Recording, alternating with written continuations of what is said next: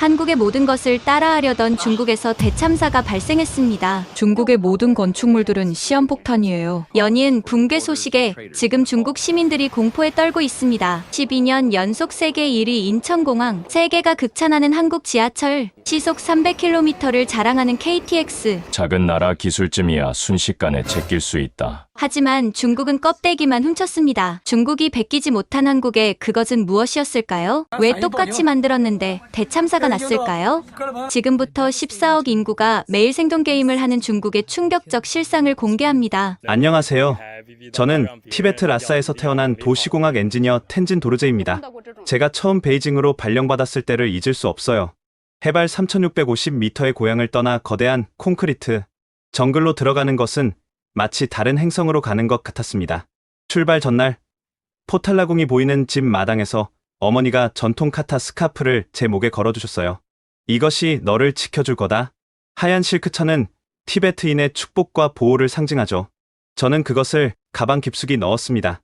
베이징에서는 티베트 물건을 드러내놓기 어렵다는 걸 알았으니까요. 도르제, 네가 우리 회사의 미래야. 라싸 철도청에서 일하던 어느 날 베이징에서 온 스카우트 제안을 받았습니다. 월급이 무려 5배. 거절할 수 없는 제안이었죠. 하지만 어머니는 걱정스러운 눈빛으로 말씀하셨어요. 얘야, 우리는 티베트인이다. 베이징에서는 더 조심해야 해. 너의 이름도, 억양도, 모든 게 우리가 누군지 말해준단다. 어머니의 말씀이 무슨 뜻인지 그때는 완전히 이해하지 못했습니다. 저는 그저 제 실력만 있으면 된다고 생각했거든요. 라싸에서 칭하이 티베트 철도 프로젝트에 참여하면서 쌓은 경험이 있었고, 특히 고산지대의 특수한 환경에서 안전 시스템을 설계한 경력이 인정받았으니까요. 베이징 수도공항에 도착했을 때 숨이 막혔습니다. 문자 그대로요. 고산지대에서 자란 제게 낮은 지대의 공기는 너무 답답했고 매연 냄새는 코를 찔렀습니다. 틸레이, 티베트어로 산의 숨결이란 뜻이죠. 고향에서는 매일 아침 신선한 틸레이를 마시며 하루를 시작했는데 여기서는 그런 게 없었어요. 회사 기숙사는 생각보다 좋았어요. 하지만 룸메이트가 제 이름을 보더니 이상한 표정을 지었습니다. 텐진 도르제? 티베트 이름이네. 그의 눈빛이 순간 차가워졌어요. 마치 제가 그의 공간을 침범한 것처럼요. 우리 할아버지가 티베트 주둔군이었어. 50년대의 말이지. 무슨 의미인지 알았습니다. 1959년 우리 민족의 아픈 역사를 그는 자랑스럽게 말하고 있었죠. 그 순간부터 저는 그 티베트인이 되었습니다. 동료들은 겉으로는 친절했지만 뒤에서는 수군거렸죠. 티베트 놈이 무슨 지하철을 안다고? 아마 소수민족 특별 전용으로 들어왔겠지. 조심해. 분리주의자일지도 몰라. 점심시간마다 저는 혼자 앉았습니다. 동료들이 돼지고기 요리를 먹을 때 저는 채식 도시락을 먹었죠. 불교도인 우리 가족의 전통이었지만 그들에게는 또 다른 이상함이었습니다. 뭐야? 고기도 안 먹어? 역시 티베트인들은 이상해. 저는 더 열심히 일했습니다. 새벽 5시에 출근해서 밤 11시에 퇴근했어요. 제 실력을 증명하고 싶었거든요. 매일 밤 기숙사로 돌아와서는 어머니가 챙겨주신 카타를 만지며 기도했습니다. 부처님, 제게 힘을 주세요. 그러던 어느 날 부서장이 저를 불렀습니다. 도르제, 큰 프로젝트가 있다. 자네가 적임자야. 심장이 뛰기 시작했습니다. 드디어 기회가 온 거예요. 베이징 지하철 대확장 프로젝트다. 500km 신규 노선, 300개 역사, 세계 최대 규모야. 숫자를 듣고 입이 떡 벌어졌습니다. 라싸 전체 인구보다 많은 사람들이 매일 이용할 시설을 만드는 거였어요. 특히 한국 서울 지하철을 벤치마킹할 거야. 아니, 능가할 거다. 부서장의 눈이 반짝였습니다. 한국이 세계 최고라고? 우리가 곧 그 자리를 차지할 거야. 그리고 도르제, 그가 갑자기 목소리를 낮췄어요. 자네가 성공하면 티베트인도 능력만 있으면 성공할 수 있다는 걸 보여주는 거야. 좋은 본보기가 되어줘. 본보기, 그 말이 왜 그렇게 무겁게 느껴졌을까요? 저는 고개를 끄덕였지만 마음 한구석이 불안했습니다. 한국 지하철에 대해 들어본 적이 있었거든요. 단순히 규모가 크고 깨끗한 게 아니라 세계 최고 수준의 안전 시스템을 갖추고 있다고요. 회의실로 돌아오는 길에 선배 엔지니어 왕페이가 저를 불러 세웠습니다. 도르제, 조심해. 네? 무슨 말씀이신지? 이 프로젝트, 겉보기와 달라. 특히 너처럼 특별한 배경을 가진 사람은 더 조심해야 해. 그는 주위를 둘러보더니 속삭였어요. 작년에 위구르 출신 엔지니어가 있었어. 능력도 좋고 성실했지. 하지만 안전 문제를 너무 따지다가 어떻게 됐나요? 신장으로 돌아갔어. 자진해서가 아니라 왕페이 선배는 그 이상 말하지 않고 사라졌습니다. 그날 밤 저는 잠을 이룰 수 없었어요. 엄청난 기회 앞에서 설레면서도 왠지 모를 불안감이 계속 맴돌았습니다. 어머니께 전화를 걸었어요. 어머니, 저 큰 프로젝트를 맡게 됐어요. 그래, 조심하렴. 우리가 누군지 잊지 말고. 그리고 도르제야. 네, 매일 기도하거라. 네가 하는 일이 모든 사람에게 도움이 되도록. 어머니의 목소리에는 자랑스러움보다 걱정이 더 많이 묻어났습니다. 전화를 끊고 창밖을 봤어요. 베이징의 불빛들이 반짝였지만 별은 하나도 보이지 않았습니다. 라싸에서는 매일 밤 은하수를 볼 수 있었는데 나는 티베트인이다.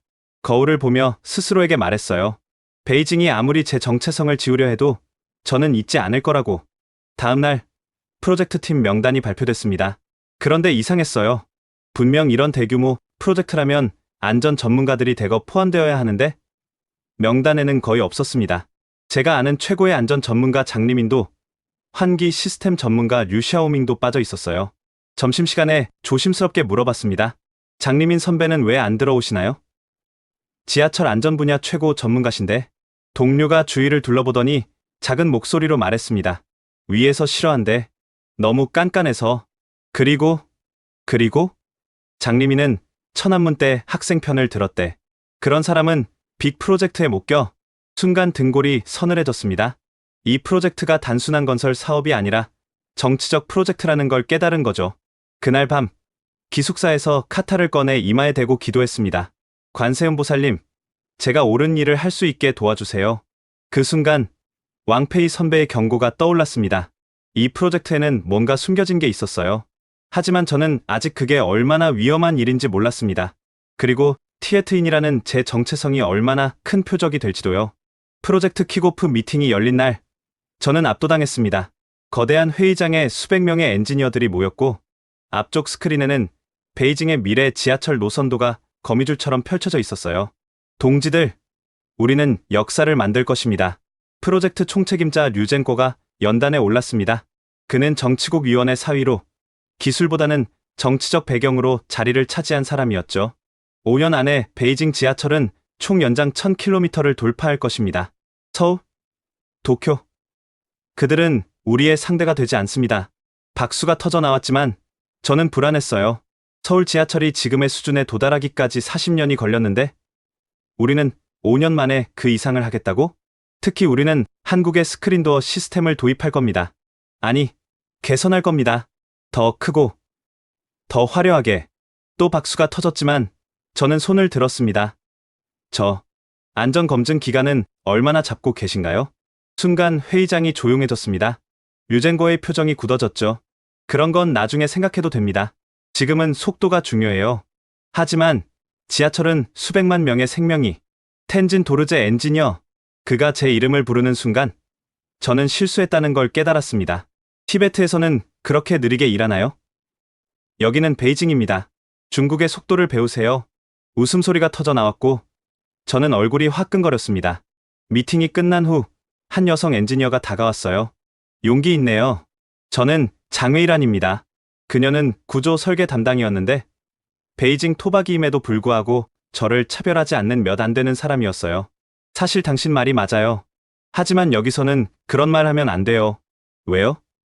안전이 가장 중요한 거 아닌가요? 장웨이란은 한숨을 쉬었습니다. 작년에 선양 지하철 공사 현장에서 붕괴 사고가 있었어요. 23명이 죽었죠. 알고 있었나요? 저는 고개를 저었습니다. 들어본 적이 없었어요. 당연하죠. 언론에 안 나왔으니까. 그리고 그 사고를 예견했던 안전 담당자는 지금 어디 있는지도 몰라요. 등골이 서늘해졌습니다. 며칠 후 첫 현장 조사를 나갔습니다. 기존 베이징 지하철 10호선을 둘러보는 일정이었죠. 역사에 들어서자마자 저는 숨이 막혔습니다. 환기가 제대로 안 되고 있었어요. 고산지대에서 자란 제게는 특히 예민하게 느껴졌죠. 환기 시스템이 고장인가요? 안내하던 직원이 웃었습니다. 아니요. 전기 아끼려고 절반만 가동해요. 절반만. 그럼 화재라도 나면, 에이, 그런 일은 없을 거예요. 더 충격적인 건 비상구였습니다. 절반 이상이 잠겨 있거나 창고로 쓰이고 있었어요. 이건 불법 아닌가요? 효율적으로 공간을 활용하는 거죠. 한국도 그렇게 한다던데요. 저는 할 말을 잃었습니다. 한국이 그렇게 한다고? 터무니없는 거짓말이었어요. 팀 회의에서 저는 보고서를 제출했습니다.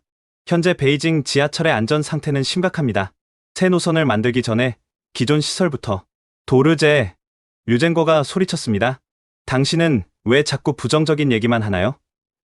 우리는 앞으로 나아가야 합니다. 하지만 이대로는 티베트로 돌아가고 싶나요? 그 한마디에 저는 입을 다물 수밖에 없었습니다. 그건 단순한 질문이 아니라 협박이었으니까요. 그날 밤, 장의란이 조용히 찾아왔습니다. 포기하지 마요. 방법을 찾아봐요. 무슨 방법이 있겠어요? 전 그저 티베트에서 온 엔지니어일 뿐인데, 아니에요. 당신은 유일하게 진실을 말하는 사람이에요. 그녀의 눈빛에는 진심이 담겨 있었습니다. 사실 저도 불안해요. 매일 그 지하철을 타는 사람으로서. 하지만 아무도 들으려 하지 않아요. 우리는 비공식적으로 안전 문제를 조사하기로 했습니다. 위험한 일이었지만 누군가는 해야 했으니까요. 다음 주 충격적인 발표가 있었습니다. 한국 방문단을 구성합니다. 서울 지하철을 직접 보고 배워올 겁니다. 저는 손을 들었습니다. 저도 가고 싶습니다. 류젠거가 비웃었습니다. 티베트인이 한국에 가서 뭘 배우겠다고? 당신은 여기서 도면이나 그려요. 결국 방문단에는 류젠거의 측근들만 포함됐습니다. 기술자보다는 정치적 인물들이 대부분이었죠. 일주일 후 그들이 돌아왔을 때 가져온 건 사진뿐이었습니다. 보세요. 한국 지하철입니다. 우리는 이보다 2배는 화려하게 만들 겁니다. 사진 속 서울 지하철은 정말 깨끗하고 현대적이었어요. 하지만 정작 중요한 안전 시스템이나 운영 노하우에 대한 자료는 하나도 없었습니다. 저는 혼자 인터넷으로 한국 지하철을 조사하기 시작했습니다. 그리고 놀라운 사실을 발견했어요. 한국은 2003년 대구 지하철 참사 이후 안전 시스템을 완전히 개편했다는 거였습니다. 모든 역사에 스크린도어를 설치하고 실시간 모니터링 시스템을 구축하고 정기적인 안전 훈련을 실시하고. 이런 자료를 왜 안 가져왔을까? 장회일안이 쓴웃음을 지었습니다. 가져왔겠죠. 하지만 보여주고 싶지 않은 거예요. 돈이 너무 많이 드니까. 저는 깨달았습니다. 이 프로젝트는 처음부터 안전이 아니라 치적을 위한 것이었다는 걸. 하지만 이미 시작된 일을 막을 수는 없었어요. 할 수 있는 건 최선을 다해 조금이라도 안전하게 만드는 것뿐이었습니다. 그런데 도르제 씨, 한국인과 우리 만주족이 같은 조상이라는 거 알아요? 장회일안이 갑자기 말했습니다. 네. 우리 할머니가 그러시는데 만주족이나 한국인이나 모두 단군왕검의 후손이래요. 고구려도 우리 공동의 역사고. 그래서요? 그래서 한국의 성공이 부럽기도 하고 질투도 나는 거죠. 같은 뿌리인데 왜 그들만? 그녀의 말에는 복잡한 감정이 담겨 있었습니다. 그리고 그것이 이 프로젝트의 또 다른 동력이라는 걸 깨달았죠. 프로젝트가 본격화되면서 이상한 일들이 연속으로 일어났습니다. 먼저 안전 관련 예산이 대폭 삭감됐어요. 원래 계획의 30% 수준으로 줄어들었죠. 대신 역사 내부 장식과 광고판 설치 예산은 2배로 늘어났습니다. 화려하면 뭐해요? 사람이 죽으면. 제가 항의하자 류젠거는 냉소적으로 웃었습니다. 도르제, 당신은 너무 비관적이야. 중국인들은 강해요. 작은 사고 정도는 견딜 수 있습니다. 작은 사고라니요. 지하철 사고가 작을 수가 있나요? 더 충격적인 건 다음 주에 일어났습니다. 프로젝트 팀에서 안전 전문가들이 하나둘 사라지기 시작한 거예요. 환기 시스템 전문가 류샤오밍은 갑자기 허베이성으로 전근을 갖고 전기 안전 담당자 술리는 병가를 낸 후 돌아오지 않았습니다. 이상하지 않아요? 제가 장웨이란에게 물었을 때 그녀는 주위를 둘러보며 목소리를 낮췄습니다. 술리가 병가 낸 게 아니에요. 해고당한 거예요. 왜요? 스크린도어 전기 용량이 부족하다고 보고서를 올렸대요. 그랬더니 다음날 소름이 돋았습니다. 안전 문제를 제기하면 해고. 이게 현실이었어요. 그때 왕페이 선배가 다시 나타났습니다. 그는 여전히 프로젝트에 참여하고 있었지만 예전과 달리 말이 없고 수척해 보였어요. 도르제, 잠깐 얘기 좀 하자. 회사 옥상으로 올라간 그는 담배를 피우며 말했습니다. 내가 20년 동안 지하철 설계를 했어. 베이징, 상하이, 광저우 다 해봤지? 네, 알고 있습니다. 선배님은 최고 전문가시잖아요. 그가 쓴웃음을 지었습니다. 최고 전문가? 난 그저 입 다물고 있는 기술자일 뿐이야. 그는 멀리 베이징 스카이라인을 바라보며 말을 이었습니다. 2008년 베이징 올림픽 때도 그랬어. 무리하게 지하철을 확장했지. 그때도 안전 문제를 제기했다가 내 동료 하나가 실종됐어. 실종이요? 공식적으로는 교통사고. 하지만 다들 알아. 입을 다물라는 경고였다는 걸. 왕페이 선배는 담배를 끄며 제 어깨를 잡았습니다. 특히 너 같은 티베트인은 더 조심해야 해. 그들에게 넌 언제든 희생시킬 수 있는 타겟이야. 그럼 어떻게 해야 하나요? 살고 싶으면 입 다물고 시키는 대로 해. 하지만 그는 잠시 망설이다가 작은 종이를 건넸습니다. 정말 위험하다고 생각되면 이 번호로 연락해. 해외 언론사야. 저는 놀라 그를 쳐다봤습니다. 선배님도 그들과 쉿. 아무한테도 말하지 마. 내 목숨이 달린 일이야. 그날 이후로 저는 두 가지 일을 동시에 하기 시작했습니다. 겉으로는 순종적인 엔지니어 역할을 하면서 몰래 안전 문제들을 기록했죠. 문제는 생각보다 심각했습니다. 스크린도어 강도 테스트 결과 한국 제품의 60% 수준이었어요. 긴급 제동 시스템은 아예 빠져 있었고 화재 감지 센서는 10분의 1만 설치하기로 했습니다. 이건 시한폭탄이에요. 제가 장의란에게 보여주자 그녀도 경악했습니다. 하지만 어떻게 해요? 우리가 뭘 할 수 있겠어요? 그때 충격적인 소식이 들려왔습니다. 상하이 지하철에서 스크린도어 오작동으로 3명이 사망했다는 거였어요. 하지만 언론에는 경미한 고장으로만 보도됐죠. 봤어요? 이게 현실이에요. 장외일안의 눈에 눈물이 고였습니다. 제 동생도 매일 지하철을 타요. 하루에 2시간씩. 무서워요. 저도 무서웠습니다. 하지만 더 무서운 건 아무것도 할 수 없다는 무력감이었어요. 그런데 뜻밖의 기회가 찾아왔습니다. 도르제, 너 한국어 할 수 있나? 류젠거가 갑자기 물었어요. 조금은요. 대학 때 배웠습니다. 사실 꽤 잘했지만 숨겼죠. 좋아. 다음 주에 한국 엔지니어들이 온다. 통역 보조를 맡아. 심장이 뛰기 시작했습니다. 드디어 진짜 전문가들을 만날 수 있는 기회가 온 거예요. 하지만 기쁨도 잠시, 불안감이 밀려왔습니다. 과연 한국 엔지니어들이 진실을 알게 되면 어떤 반응을 보일까요? 그리고 제가 그들에게 뭔가를 전달할 수 있을까요? 무엇보다 이 만남이 또 다른 위험의 시작이 될지도 모른다는 예감이 들었습니다. 도르제 씨, 장외일안이 조용히 다가왔습니다. 조심해요. 유젠거가 당신을 시험하는 걸지도 몰라요. 알아요. 하지만 이번이 마지막 기회일지도. 그녀는 제 손을 살짝 잡았다가 놓았습니다. 행운을 빌어요. 우리 모두를 위해서. 한국 엔지니어들이 오기 전 저는 베이징 지하철 전 구간을 직접 조사하기로 했습니다. 제대로 된 현실을 알아야 했으니까요. 새벽 4시 첫 차가 다니기 전 터널로 들어갔습니다. 동행한 건 정비팀 직원 천리우. 그는 현장에서 15년간 일한 베테랑이었죠. 도르제 씨, 정말 다 보고 싶은 거예요? 그의 표정이 심상치 않았습니다. 네. 다 봐야 합니다. 헤드라이트를 켜고 터널로 들어가자 숨이 막혔습니다. 환기구의 절반이 먼지로 막혀 있었고 일부는 아예 콘크리트로 봉인되어 있었어요. 이게 왜 이렇게 됐죠? 위에서 냄새 난다고 막으래요. 지상 상가 사람들이 항의했거든요. 미친 짓이었습니다. 화재라도 나면 연기가 빠져나갈 곳이 없는 거예요. 더 충격적인 건 비상 대피로였습니다. 여기가 13번 대피로 입구인데 천리우가 손전등을 비추자 저는 경악했습니다. 대피로가 창고로 변해 있었어요. 청소 도구부터 시작해서 광고판, 심지어 폐기물까지 가득했죠. 이건 명백한 불법이에요. 쉿, 조용히 해요. 여기도 도청 장치가 있을지 몰라요. 천리우가 주위를 살피며 속삭였습니다. 작년에 화재 대피 훈련을 하려고 했는데 대피로 10개 중 7개가 이런 상태였어요. 그래서 보고서를 올렸더니 어떻게 됐나요? 보고서를 쓴 안전 담당자가 다음날 사라졌어요. 우리는 말없이 다음 구간으로 이동했습니다. 2호선 구간에 도착했을 때 더 끔찍한 광경을 목격했습니다. 선로 곳곳에 물이 고여 있었고 전기 케이블 일부가 물에 잠겨 있었어요. 이건 감전 사고 위험이 올해만 3번 있었어요. 다행히 직원들이라 쉬쉬했지만 제가 사진을 찍으려 하자 천리우가 막았습니다. 미쳤어요? 잡히면 우리 둘 다 끝이에요. 하지만 저는 몰래 휴대폰으로 동영상을 찍었습니다. 증거가 필요했으니까요. 가장 충격적인 건 13호선 환승역이었습니다. 여기 스크린도어 보세요. 천리우가 가리킨 스크린도어는 육안으로도 휘어져 있었습니다. 석 달 전에 설치했는데 벌써 이래요. 싸구려 자재를 썼거든요. 제가 살짝 밀어보니 덜컹거리며 움직였습니다. 이게 어떻게 안전검사를 통과했죠? 천리우가 코웃음을 쳤습니다. 안전검사요? 서류에 도장만 찍으면 끝이에요. 더 무서운 건 승객들의 모습이었습니다. 출근 시간이 되자 역사는 인산인해가 됐어요.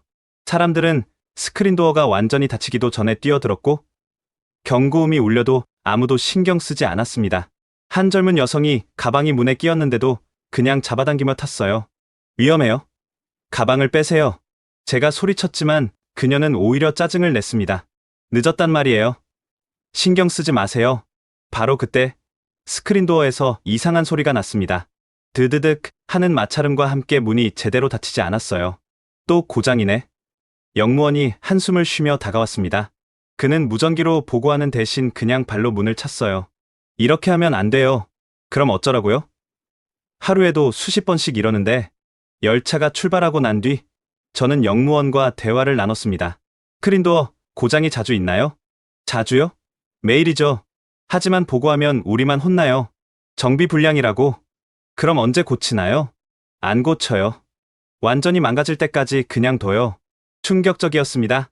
한국에서는 작은 이상이라도 즉시 정비한다고 들었는데 점심시간 저는 환승역 대합실로 갔습니다. 거기서 본 광경은 더 가관이었어요. 비상구 앞에 노점상들이 좌판을 펼쳐놓고 있었습니다. 여기 비상구인데 비켜주세요. 뭐가 어때서요? 10년째 여기서 장사하는데 한 번도 문제 없었어요. 심지어 비상구 손잡이는 녹이 슬어 있었고 열리지도 않았습니다. 화장실 옆 전기실은 더 심각했습니다. 문이 열려 있어서 들어가 봤더니 전선들이 엉망으로 얽혀 있었고 일부는 피복이 벗겨져 있었어요. 이건 화재 위험이. 나가. 여기 출입 금지야.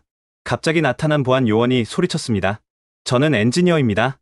안전 점검을. 닥치고 나가. 그는 제 티베트 억양을 알아채고는 더 거칠게 밀어냈습니다. 시골 놈이 뭘 안다고 참견이야. 회사로 돌아온 저는 곧바로 보고서를 작성했습니다. 하지만 장외일안이 말렸어요. 소용없어요. 류젠거가 묵살할 거예요. 그럼 어떻게 하죠? 이대로 두면. 바로 그때 뜻밖의 전화가 왔습니다. 도르제 씨? 저는 한국에서 온 김혜원입니다. 내일 뵙게 될 텐데. 미리 통화하고 싶어서요. 순간 심장이 뛰었습니다. 아, 네. 반갑습니다. 베이징 지하철 자료를 미리 검토했는데 좀 이상한 점이 있어서요. 혹시 현장 상황을 솔직히 알려주실 수 있을까요? 저는 주위를 살폈습니다. 도청이 있을 수도 있었으니까요. 내일 직접 뵙고 말씀드릴게요. 알겠습니다. 그런데 도르제 씨, 한 가지만 물어봐도 될까요? 네. 정말로 스크린도어 안전 기준을 충족했나요? 순간 할 말을 잃었습니다. 그는 이미 뭔가를 알고 있는 것 같았어요. 내일 모든 걸 보여드리겠습니다. 전화를 끊고 나서 저는 결심했습니다. 한국 엔지니어들에게 진실을 알려야 한다고. 그것이 수백만 베이징 시민들을 구할 유일한 방법일지도 모르니까요. 하지만 그 결정이 제 인생을 완전히 바꿔놓을 줄은 그때만 해도 몰랐습니다. 그날 밤 왕페이 선배가 찾아왔습니다. 도르제, 내일 조심해. 한국팀 일정에 감시요원이 붙을 거야. 어떻게 아세요? 내가 사고 전에 미리 USB에 자료를 백업해뒀어.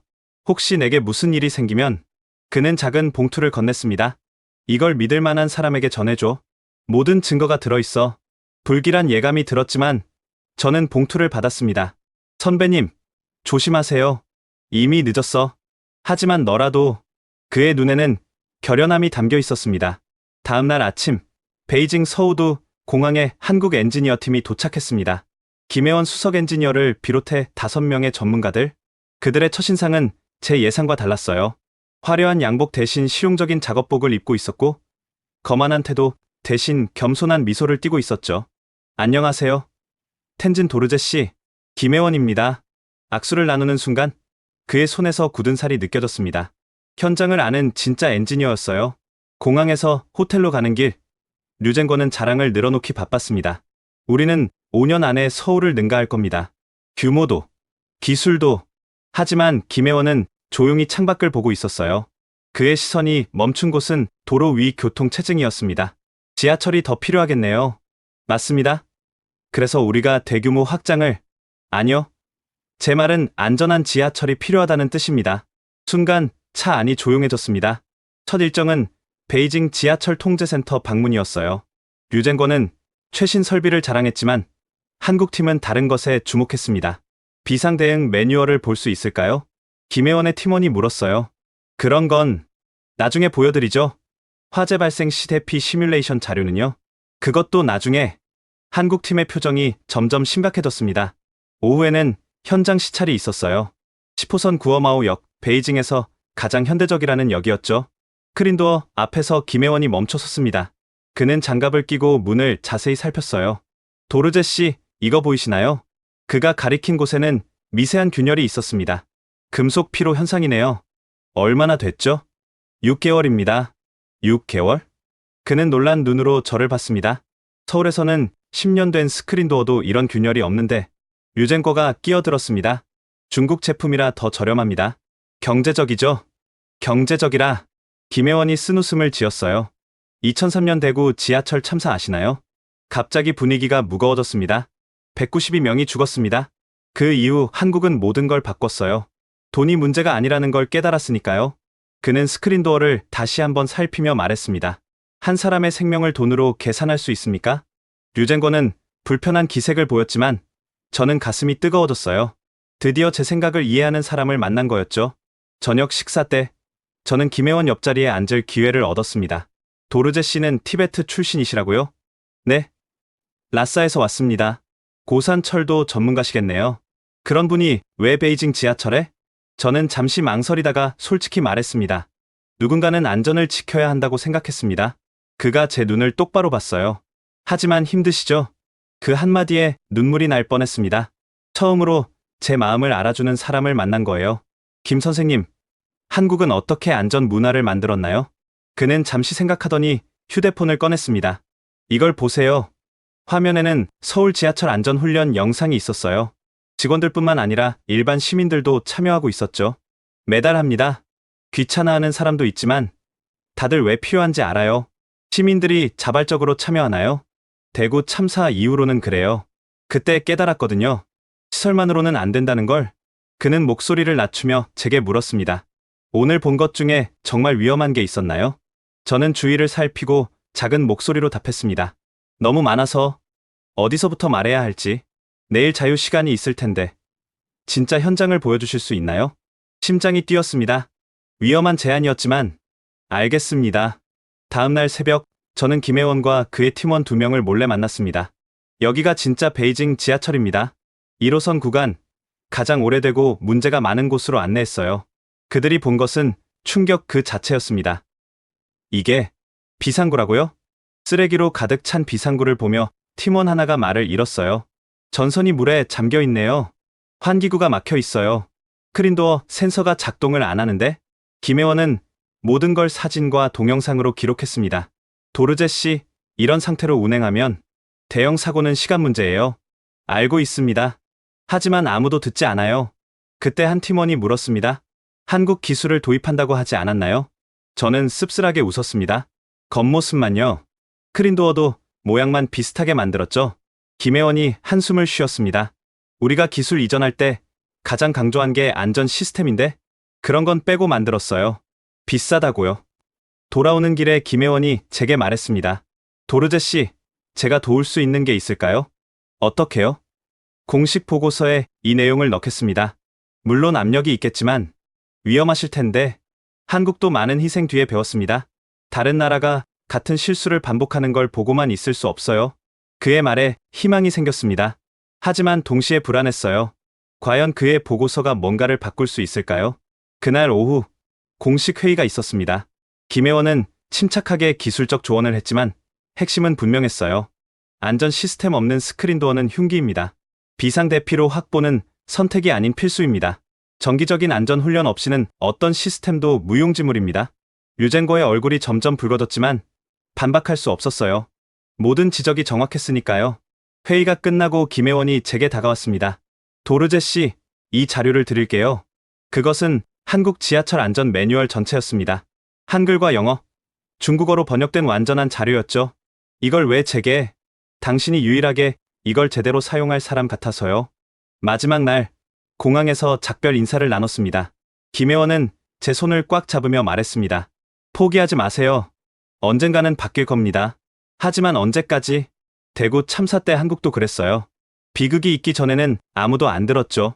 하지만 도르제 씨 같은 사람이 있다면 그 비극을 막을 수도 있을 겁니다.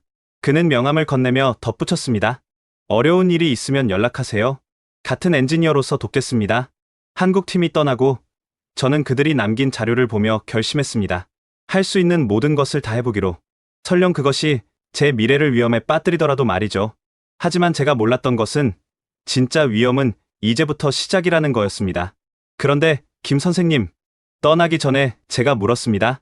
한국인들도 우리와 같은 조상을 가졌다고 들었는데요. 만주족과 한국인 모두 단군왕검의 후손이라고. 김혜원이 미소를 지었습니다.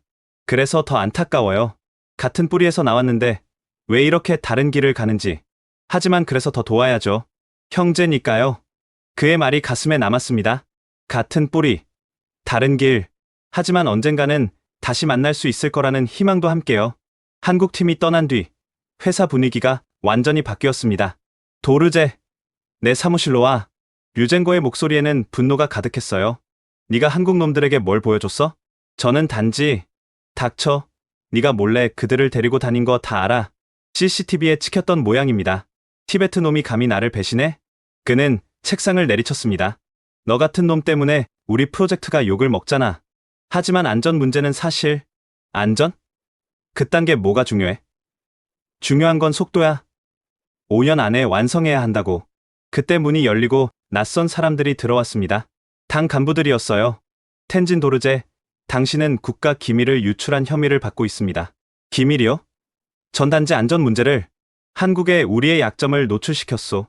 이는 반역행위요. 식은땀이 흘렀습니다. 중국에서 반역이라는 단어가 얼마나 무서운지 알았으니까요.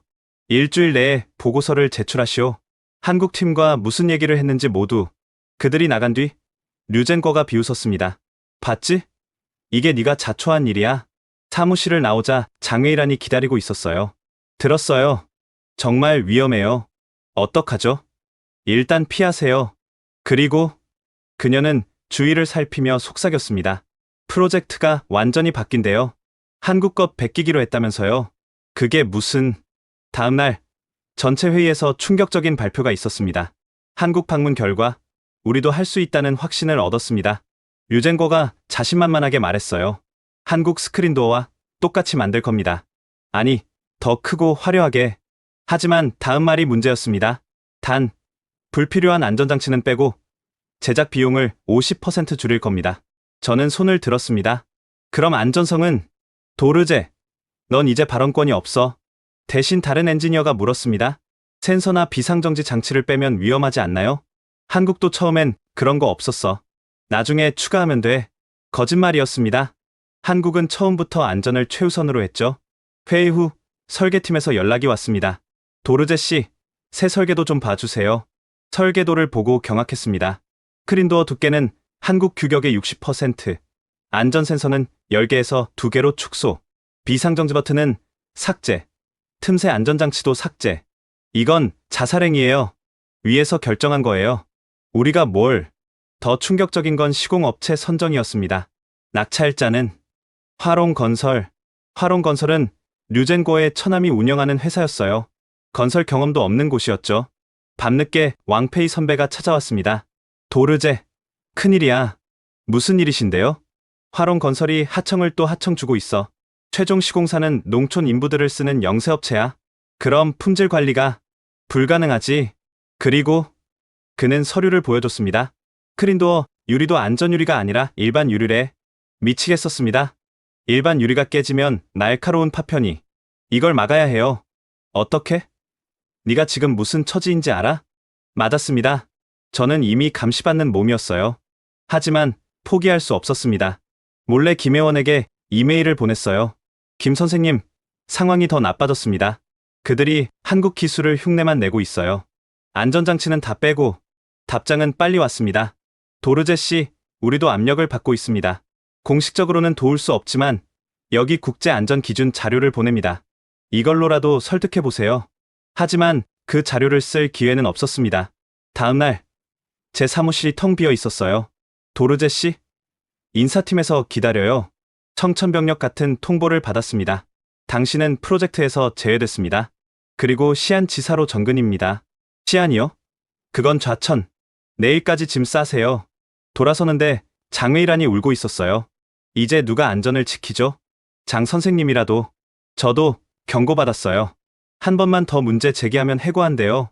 그날 밤 짐을 싸면서 많은 생각이 들었습니다. 포기해야 할까? 하지만 그럼 누가? 갑자기 전화가 울렸습니다. 모르는 번호였어요. 도르제 씨? 저는 베이징 시민 안전 모임입니다. 네. 당신이 올린 자료들 봤습니다. 우리와 함께 싸우시겠습니까? 알고 보니 제가 몰래 인터넷에 올린 사진들이 퍼지고 있었던 거예요. 하지만 전 이제 시안으로. 시안에도 지하철이 있죠. 거기서도 할 일이 있을 겁니다. 희망이 생겼습니다. 혼자가 아니었어요. 떠나기 전날 뜻밖의 사람이 찾아왔습니다. 류젠코였어요. 도르제, 마지막 기회를 주지. 무슨. 입 다물고 시안에서 조용히 있어. 그럼 1년 후에 복귀시켜주지. 하지만 안전 문제는 그딴 건 잊어. 어차피 네가 뭘 해도 바뀌지 않아. 그는 차가운 미소를 지었습니다. 참고로 내 고향 가족들도 잘 지내고 있더군. 계속 그러길 바란다면. 위협이었습니다. 노골적인 협박. 저는 고개를 숙였습니다. 알겠습니다. 하지만 마음속으로 다짐했어요. 시안에서도 어떻게든 싸울 거라고. 다음날 베이징을 떠나면서 마지막으로 10호선을 탔습니다. 크린도어를 보니 벌써 더 많은 균열이 생겨 있었어요. 언제 터질지 모르는 시한폭탄. 그때는 몰랐습니다. 그 시한폭탄이 얼마나 빨리 터질지를요. 도르제 씨. 옆자리에 앉은 노인이 말을 걸었습니다. 당신이 그 티베트 엔지니어 맞죠? 안전 문제 제기한. 아. 네. 고맙소. 누군가는 목소리를 내야 하니까. 노인은 제 손을 잡았습니다. 내 손자도 매일 이 지하철을 타오. 당신 덕분에 조금은 안심이 돼요. 눈물이 났습니다. 제가 한 일이 헛되지 않았구나. 하지만 조심하시오. 이 나라에서 진실을 말하는 건 위험한 일이니까. 노인의 충고가 마음에 남았습니다. 시안은 기차에서 왕페이 선배가 남긴 USB를 다시 봤습니다. 그 안에는 제가 상상한 것보다 더 충격적인 자료들이 있었어요. 크린도어뿐만 아니라 전체 시스템이 부실했습니다. 신호 체계, 전력 시스템, 환기 시스템, 모든 게 최저가 입찰로 엉터리였죠. 이건 정말 대형 참사가 일어날 수밖에 없어. 하지만 이미 베이징을 떠난 저로서는 할 수 있는 게 없었습니다. 아니, 정말 그럴까요? 시안에 도착하자마자 저는 새로운 계획을 세웠습니다. 베이징에서 못한 일을 여기서라도 하겠다고. 그리고 언젠가는 이 모든 진실이 밝혀질 거라고 믿으면서. 시안으로 좌천된 지 한 달. 베이징에서 연락이 왔습니다. 도르제? 나야. 장웨이란. 목소리가 떨리고 있었어요. 왕페이 선배가 실종됐어. 뭐라고요? 일주일째 출근 안 하고 연락도 안 돼. 가족들도 모른대. 불길한 예감이 들었습니다. 왕페이 선배는 마지막으로 뭔가 큰 걸 준비한다고 했었는데 혹시 선배가 뭘 하려고 했는지 알아요? 내부 고발 하려고 했대. 크린도어 부실 시공 자료를 모았다고. 그날 밤 제 휴대폰에 이상한 문자가 왔습니다. 입 다물어. 내 차례가 될 수도 있다. 발신자 표시 제한이었어요. 하지만 저는 멈출 수 없었습니다. 시안 지하철도 조사하기 시작했죠. 놀랍게도 시안은 베이징보다 더 심각했어요. 2호선 공사 현장에서 일하는 인부를 만났습니다. 형님, 이거 스크린도어 설치하는 거 맞아요? 맞긴 뭐가 맞아? 대충 끼워 맞추는 거지.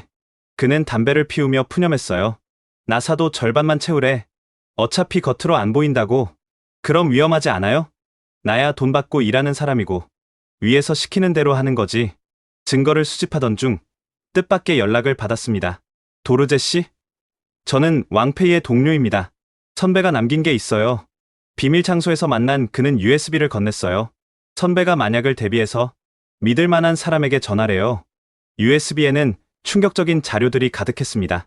크린도어, 강도 테스트 조작 영상, 뇌물수수 녹음 파일, 부실, 자재 구매 내역, 안전검사 통과를 위한 서류 조작, 그리고 왕페이 선배의 육성 녹음이 있었어요.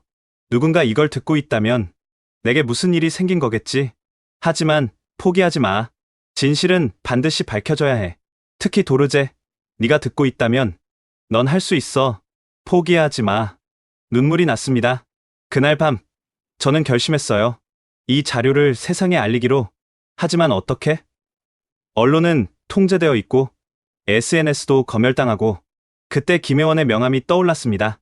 위험한 선택이었지만 이메일을 보냈어요. 김 선생님, 중요한 자료가 있습니다. 한국 언론에라도 알려주세요. 중국에서는 불가능합니다. 답장은 즉시 왔습니다.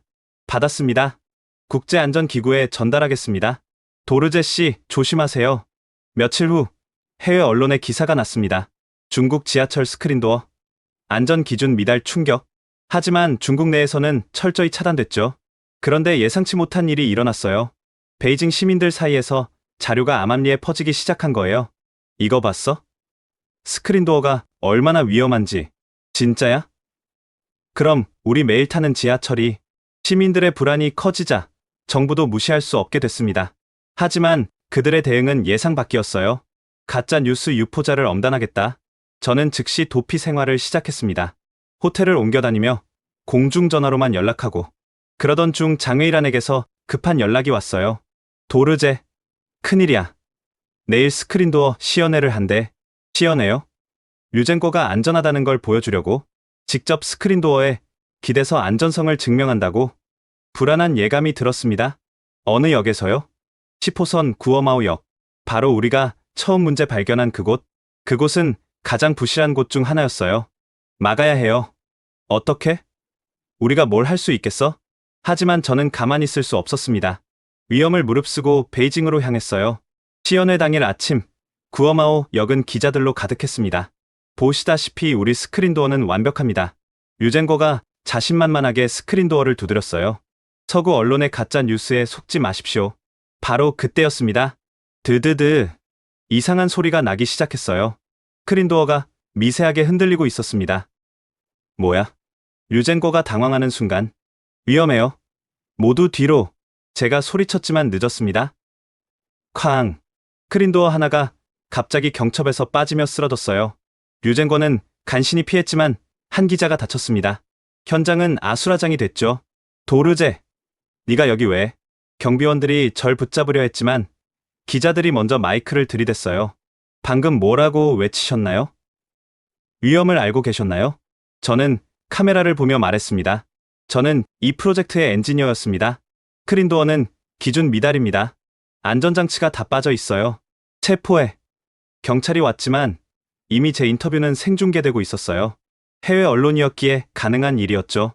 연행되면서도 계속 외쳤습니다.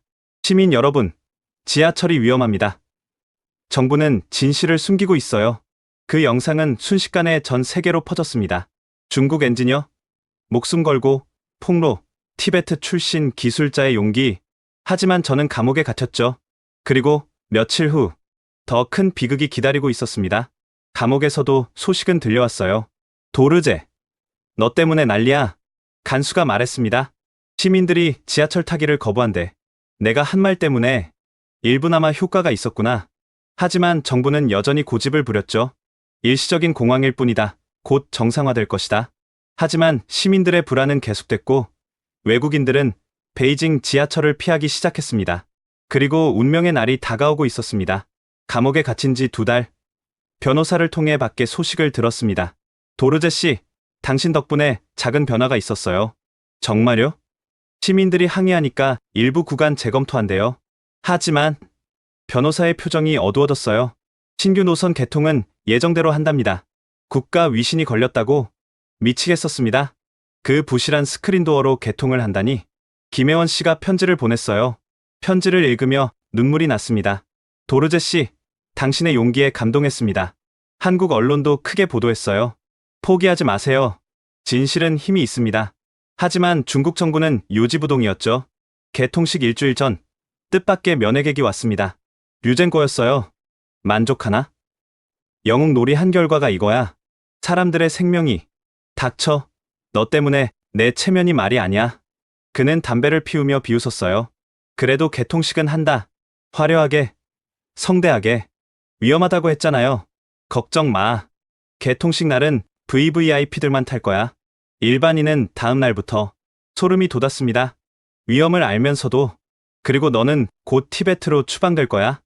영원히. 면회가 끝나고 저는 절망했습니다. 막을 방법이 없었으니까요. 개통식 당일 감방에서 TV 중계를 봤습니다. 역사적인 날입니다. 베이징 지하철 신규 세계 노선 동시 개통. 화면에는 화려한 리본 커팅식이 비쳤어요. 정치인들이 스크린도어 앞에서 기념사진을 찍고 제발 아무 일도 일어나지 마라. 간절히 기도했습니다. 다행히 그날은 무사히 지나갔어요. 하지만 불안감은 사라지지 않았죠. 다음 날 아침 간수가 급히 들어왔습니다. 도르제, 네가 맞았어. 사고가. 뭐라고요? 신규 노선에서 스크린도어가. 자세한 건 알려주지 않았지만 뭔가 일어난 건 확실했어요. 그날 오후 긴급 석방됐습니다. 왜 갑자기? 위에서 명령이야. 빨리 나가. 밖으로 나오니 장웨이란이 기다리고 있었어요. 그녀의 얼굴은 창백했죠. 도르제, 큰일이야. 무슨 일이? 14호선에서 스크린도어 20개가 동시에. 차 안에서 들은 얘기는 충격적이었습니다. 출근 시간 수천 명이 탔는데 스크린도어가 갑자기 열리고 닫히기를 반복했다는 거예요. 패닉이 일어났어. 서로 밀치고 넘어지고. 사상자는? 공식 발표는 없지만 최소 50명이 다쳤대. 더 끔찍한 건 정부의 대응이었습니다. 언론 통제령이 내려졌어. 단순 고장으로 발표하고 역을 폐쇄했지. 미쳤군요. 그래서 널 불렀어. 네가 예상한 대로야. 우리는 14호선으로 향했습니다. 역은 경찰이 막고 있었지만 옆 건물에서 내부를 볼 수 있었어요. 처참했습니다. 스크린도어 여러 개가 부서져 있었고 혈흔이 여기저기. 정확히 내가 경고한 부분이에요. 안전장치 없는 스크린도어가 오작동하면서 문이 제멋대로 움직인 거였죠. 증거를 모아야 해. 몰래 사진과 동영상을 찍었습니다. 그때 충격적인 장면을 목격했어요. 작업자들이 부서진 스크린도어를 새 것으로 교체하고 있었습니다. 증거 인멸이었죠. 빨리 움직여야 해요. 우리는 피해자 가족들을 찾아다녔습니다. 하지만 대부분 입을 다물고 있었어요. 정부에서 보상금 주고 함구령을 내렸어요. 말하면 가족이 위험하대요. 그래도 몇몇 용기 있는 사람들이 증언해줬습니다. 문이 갑자기 확 닫혔어요. 아이가 낄 뻔했는데 비명 소리가 아직도 귀에 생생해요. 이 증언들을 모아 다시 해외 언론에 보냈습니다. 그리고 결정적인 순간이 왔어요. 한 시민이 당시 상황을 생중계한 영상이 있었던 거예요. 여기 14호선인데 지금 스크린도어가 미쳤어요. 사람들이 깔리고. 의학. 영상 속 참상은 정부 발표와 완전히 달랐습니다. 이 영상이 유출되자 중국 정부도 더는 숨길 수 없었죠. 하지만 그들의 발표는 여전히 뻔뻔했습니다. 일부 기술적 결함이 있었다. 하지만 신속히 대처해 대형 사고는 막았다. 거짓말이었죠. 그리고 희생양을 찾기 시작했습니다. 물론 그 화살은 저를 향했고요. 티베트 분리주의자가 사보타주했다. 어처구니 없는 누명이었지만 그들에겐 완벽한 시나리오였죠. 체포령이 다시 떨어졌습니다. 이번엔 정말 위험했어요. 도망쳐야 했습니다. 도르제, 여기 숨어. 장웨이란이 은신처를 마련해줬어요. 하지만 올해는 못 버텨. 빨리 나라를 떠나야 해. 가족들은 이미 감시받고 있어. 미안해. 절망적이었습니다. 하지만 포기할 순 없었죠. 그때 또 하나의 비극적인 소식이 들려왔습니다. 류젠거가 자살했어. 뭐라고? 아니, 자살로 위장됐겠지. 알고 있는 게 너무 많았으니까. 결국 그도 희생양이 된 거였습니다. 이제 남은 건 저뿐이었어요. 진실을 아는 마지막 증인. 체포령이 떨어진 후 저는 은신처를 옮겨 다녔습니다. 그러던 중 더 큰 비극의 전조를 발견했어요. 도르제, 이것 좀 봐. 장웨이란이 보여준 건 내부 문건이었습니다. 다음 달 1호선 전면 개보수. 운행하면서 공사. 미친 계획이었어요. 승객을 태운 채로 스크린도어를 교체한다니. 막아야 해요. 어떻게? 우린 이미 쫓기는 몸인데. 그때 전화가 왔습니다. 김혜원이었어요. 도르제 씨, 유엔 안전조사단이 중국에 갑니다. 정말요? 국제적 압력이 커져서 당신이 보낸 자료 덕분이에요.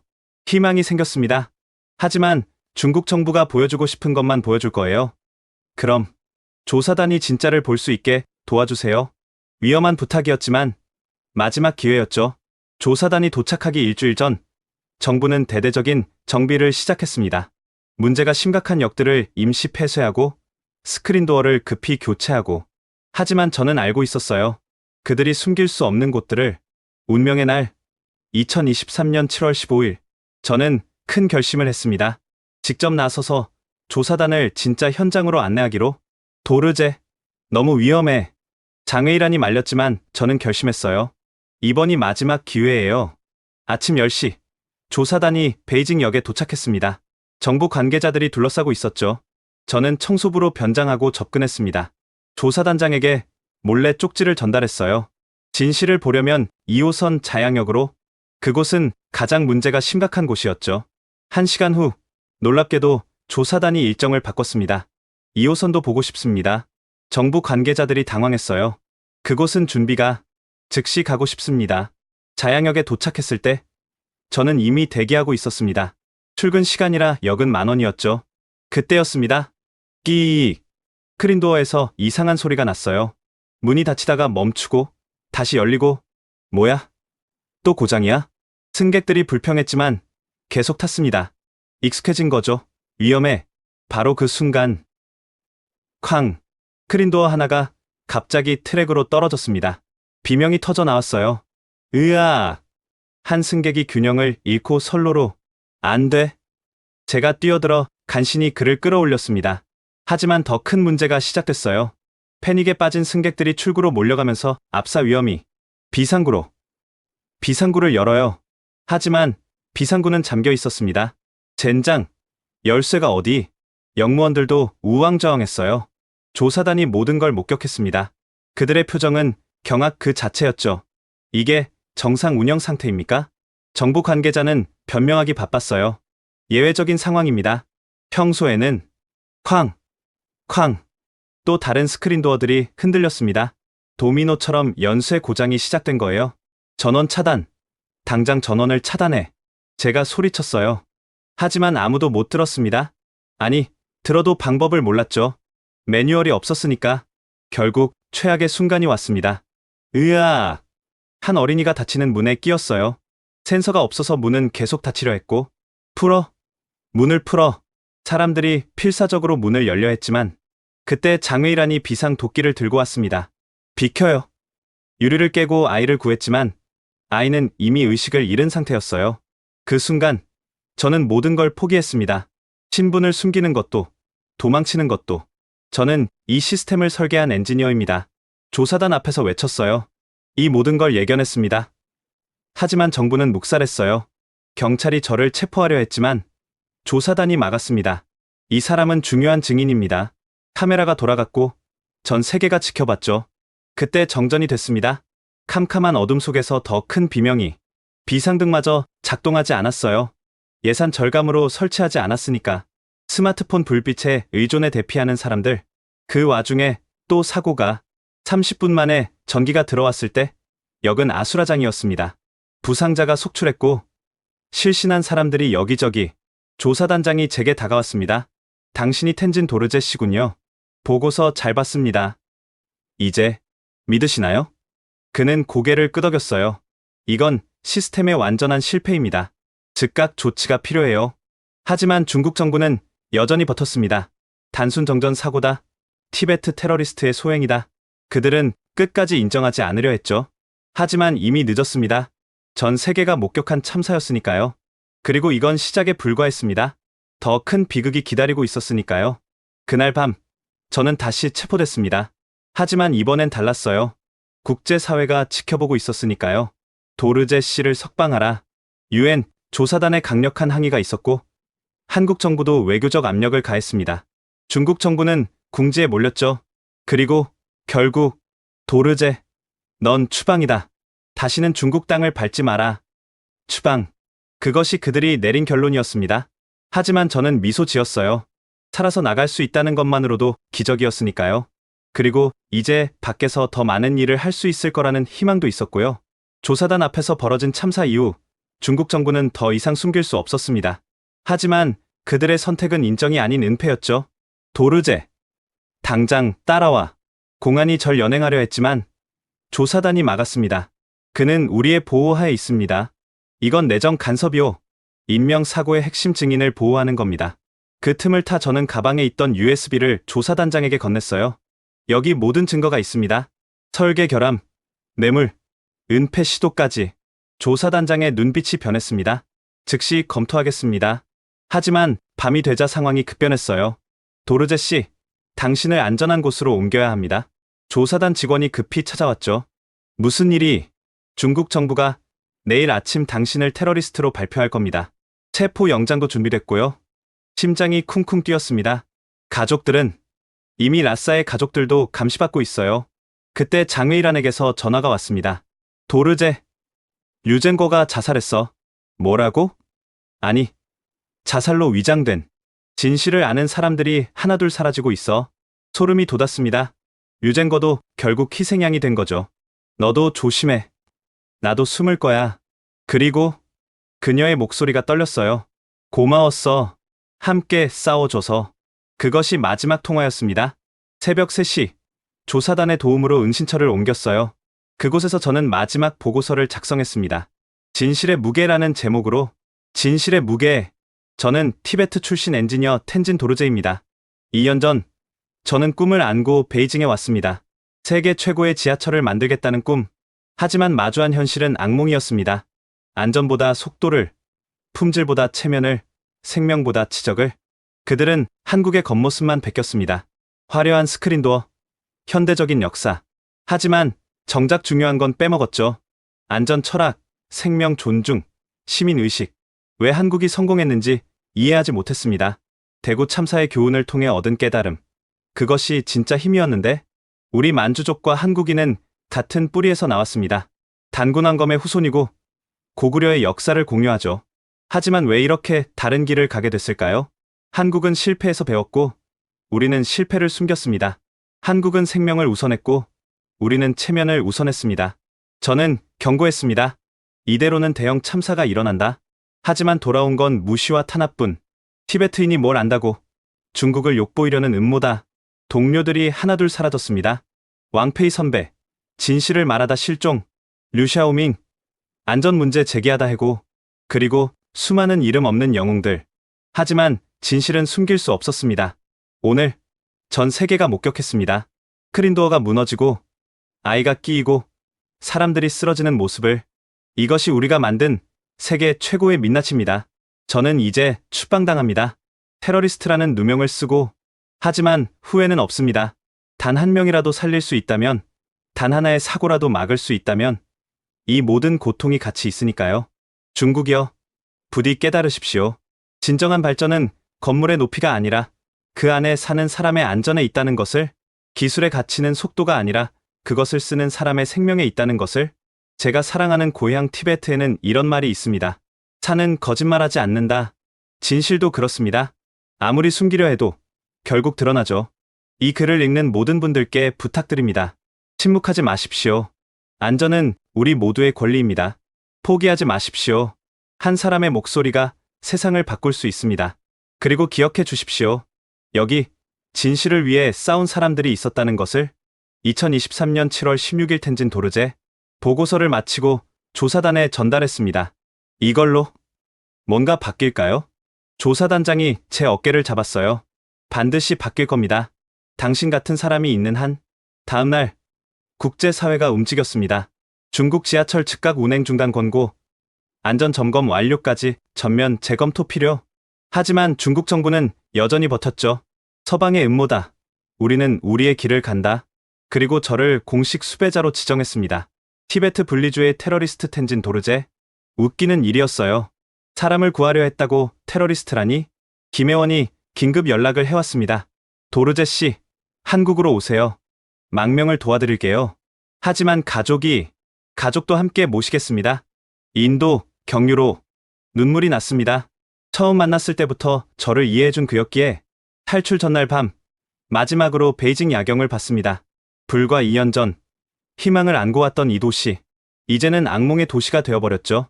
언젠가는 돌아올 수 있을까? 아니, 돌아올 때는 달라져 있기를.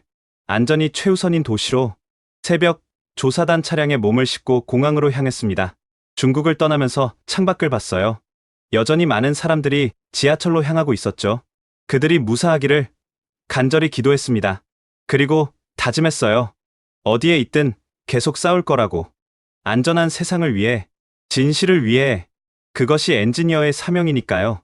공항에서 마지막으로 장웨이란과 통화했습니다. 조심해서 가. 그리고 알아요. 계속 싸울게요. 우리가 같은 조상을 가진 만주족이든 한족이든 티베트인이든 결국 우리는 모두 사람이야. 그것만 기억해. 그녀의 말이 가슴에 남았습니다. 비행기가 이륙하면서 베이징이 멀어졌어요. 하지만 저는 알고 있었습니다. 이것이 끝이 아니라 새로운 시작이라는 것을. 인천공항에 도착했을 때 김혜원이 기다리고 있었습니다. 어서 오세요. 도르제 씨. 이제 안전합니다. 안전하다는 그 한마디에 무너져 내렸어요. 2년간의 긴장이 한순간에 풀렸죠. 가족은 인도에서 안전하게 대기 중입니다. 곧 합류할 거예요. 한국 정부는 저를 인도적 체류자로 받아들였습니다. 공식 난민 지위는 아니었지만 충분했어요. 우선 쉬세요. 그리고 김혜원이 서류를 건넸습니다. 한국철도공사에서 안전 컨설턴트 제안이 왔어요. 믿기지 않았습니다. 수배자에서 전문가로 하루아침에. 일주일 후 어머니와 동생이 도착했어요. 도르제야. 어머니는 말없이 절 안아주셨습니다. 잘했다. 네가 옳았어. 그 한마디가 모든 걸 보상해줬어요. 한국 생활은 낯설지만 평화로웠습니다. 무엇보다 말할 자유가 있다는 게 좋았죠.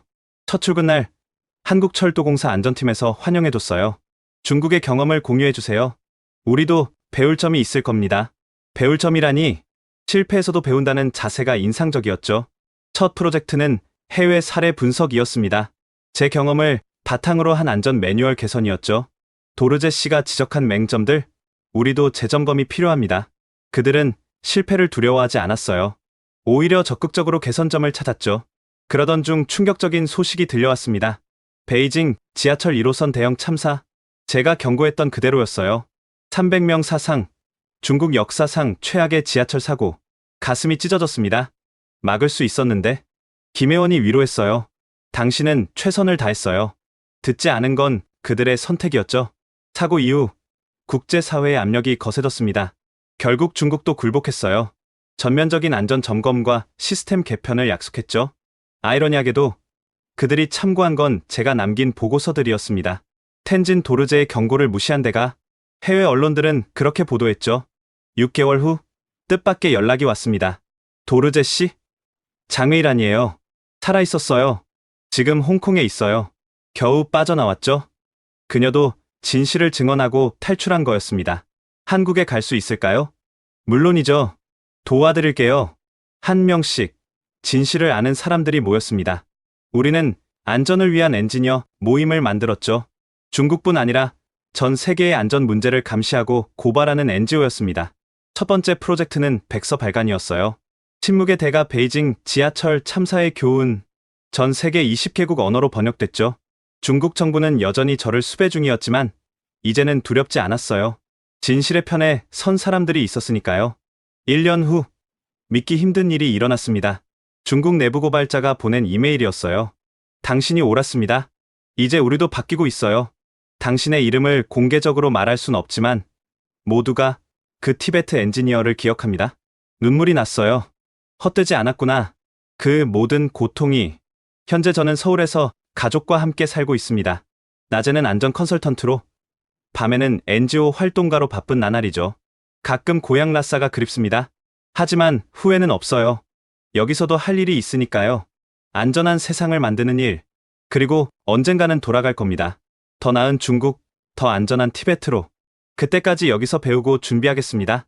한국이 가르쳐준 것처럼 실패에서 배우고 비극을 예방하는 법을. 그것이 진짜 엔지니어의 길이니까요. 장외일환도 이제 한국에 정착했습니다. 그녀는 안전교육 전문가가 되어 한국과 중국을 오가며 강의를 하고 있죠. 우리 조상이 정말 같은 뿌리였다면 언젠가는 다시 하나가 될 수 있겠죠. 그녀의 말처럼 저도 그날을 기다립니다. 안전이 최우선이 되는 그날을. 지금까지 텐진 도르제 씨의 이야기 어떠셨나요? 한 사람의 양심이 얼마나 큰 변화를 만들 수 있는지 보여주는 사례였습니다.